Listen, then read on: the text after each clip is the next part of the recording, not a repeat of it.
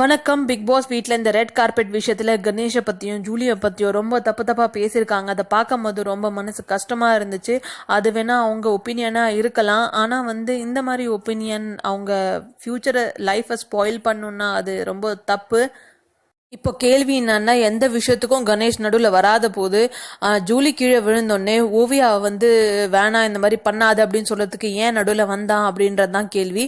ஆனால் இப்போ பரணிக்கும் கஞ்சா கருப்புக்கும் சண்டை நடந்த போது கணேஷ் நடுவில் கஞ்சா கருப்பு அண்ணன்கிட்ட அண்ணன் நீங்க கொஞ்சம் கூல் ஆகுங்க அப்படின்னு சொல்லிட்டு பரணி அப்பதான் குளிச்சுட்டு வந்தாரு. அவருக்கு என்ன துணிமணி வேணுமோ அதை எடுத்து கொடுத்து அவரை கொஞ்சம் சண்டை நடக்க விடாம அவரை கொஞ்சம் தனியா அனுப்பிட்டாரு. ஸோ 2 முறை தான் ஃபிசிக்கல் ஆகிறதுக்கான வாய்ப்பு வந்திருக்கு. ஒன்று பரணி விஷயத்தில், ஒன்று ஜூலி விஷயத்தில். ஸோ 2 தடவையும் அவர் நடுவில் வந்தார். அடிபடாமல் அவர் பார்த்துக்கிட்டாரு. அப்படி ஒரு வேளை ஜூலிக்கு அடிபட்டுச்சுன்னா ஓவியா தான் ஸ்ட்ரெயிட் எலிமினேட் ஆயிருப்பாங்க, வீட்டு விட்டு வெளியே போயிருப்பாங்க அவங்க. ஆனால் ஓவியாவுக்கும் கொஞ்சம் ஸ்ட்ரெஸ் இருந்திருக்கு. ஏன்னா 2வது வாரத்துலேருந்தே அவங்கள ஒதுக்கி வச்சிருக்காங்க. ஜூலி எப்பெல்லாம் கஷ்டப்படும் போது அழுறும் போதும் ஓவியா தான் போய் ஆறுதல் சொல்லி அவங்கள கூலாக்கியிருக்காங்க. ஆனால் அந்த நேரத்தில் ஜூலி அவங்களுக்கு ஆப்போசிட்டாக பேச அது அவங்களுக்கு இன்னும் மனசு கஷ்டமாயிடுச்சு. ஓவியா ரொம்ப புத்திசாலி, எந்த வேலை எப்படி செய்யணும் தெரியும்னு நினச்சேன் நான். இந்த ரெட் கார்பெட் டாஸ்க் அவங்க ரொம்ப அழகாக பண்ணியிருக்கலாம்.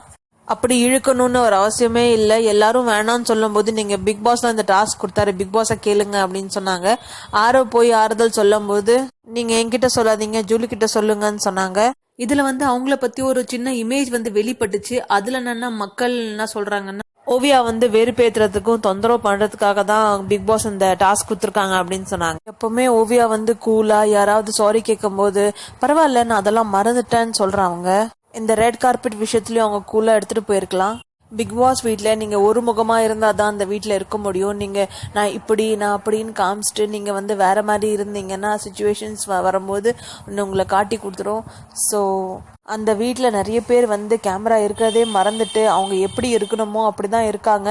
ஆனால் ஓவியா ரொம்ப கான்ஷியஸாக இருக்காங்க இங்கே கேமரா இருக்குன்ட்டு. ஏன்னா ஆர்கியூமெண்ட் நடக்கும்போது முதல்ல 30 செகண்ட்ஸ் ஓவியா கொஞ்சம் பேசிடுறாங்க, கோவப்பட்டுறாங்க. அதுக்கப்புறம் அவங்க கான்ஷியஸ் ஆகிட்ட பிறகு கேமரா இருக்குன்ட்டு கான்ஷியஸ் ஆகிட்ட பிறகு நீங்கள் கூல் ஆகுங்க அப்படின்னு சொல்லிட்டு அவங்க போயிடுறாங்க.